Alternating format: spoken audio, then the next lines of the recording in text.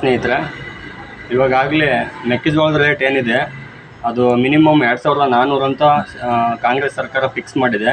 But ಯಾವುದೇ ಖರೀದಿ ಕೇಂದ್ರಗಳು ತೆಗಿತಾಯಿಲ್ಲ, ಓಪನ್ ಮಾಡಿಲ್ಲ. ತುಂಬ ಶ್ರಮಪಟ್ಟು ರೈತರೆಲ್ಲ ಕಷ್ಟಪಟ್ಟು ಕೆಲಸಗಳನ್ನು ಮಾಡಿರ್ತಾರೆ. ಅದಕ್ಕೆ ತಕ್ಕ ಬೆಲೆ ಸಿಕ್ಕರೆ ರೈತರಿಗೆ ತುಂಬ ಅನುಕೂಲ ಆಗುತ್ತೆ. ದಯವಿಟ್ಟು ಕಾಂಗ್ರೆಸ್ ಸರ್ಕಾರ ಆಗಿರ್ಬೋದು, BJP ಆಗಿರ್ಬೋದು, JDS ಆಗಿರ್ಬೋದು, ಬಡವರು ಶ್ರಮಕ್ಕೆ ತಕ್ಕ ಪರಿಹಾರ ಕೊಡಲೇಬೇಕು. ಆ ಸರ್ಕಾರ ಈ ಸರ್ಕಾರ ಅನ್ನೋಂಗಿಲ್ಲ. ನೆಕ್ಸ್ಟ್ ಬರೋ ಸರ್ಕಾರ ಆದರೂ ಕೂಡ ಮೆಕ್ಕೆಜೋಳ ಒಂದು ಸೀಸನ್ ಬರುತ್ತಂದರೆ ಒಂದು 15 ದಿವಸ, 1 ತಿಂಗಳು ಮುಂಚಿತವಾಗಿ ಕೇಂದ್ರಗಳನ್ನು ಓಪನ್ ಮಾಡಲೇಬೇಕು. ಯಾಕಂದರೆ ಬಡವರಿಗೆ ತುಂಬ ಕಷ್ಟ ಇರುತ್ತೆ. ಆಮೇಲೆ ಮಳೆ ಆದರೆ ಬೆಳೆ ಆಗಲ್ಲ, ಬೆಳೆ ಆದರೆ ಮಳೆ ಆಗಲ್ಲ, ಆ ಥರ ಇರುತ್ತೆ.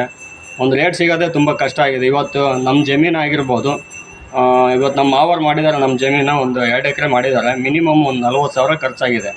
40,000 ಖರ್ಚಾಗಿದೆ ಅಂತಂದರೆ ಇವಾಗ ಒಂದು ಈಗಿನ ರೇಟ್ ನೋಡಿದರೆ 30,000 ರೂಪಾಯಿ ಮೆಕ್ಕೆಜೋಳ ಆಗೋದು ಕಷ್ಟ ಆಗಿದೆ.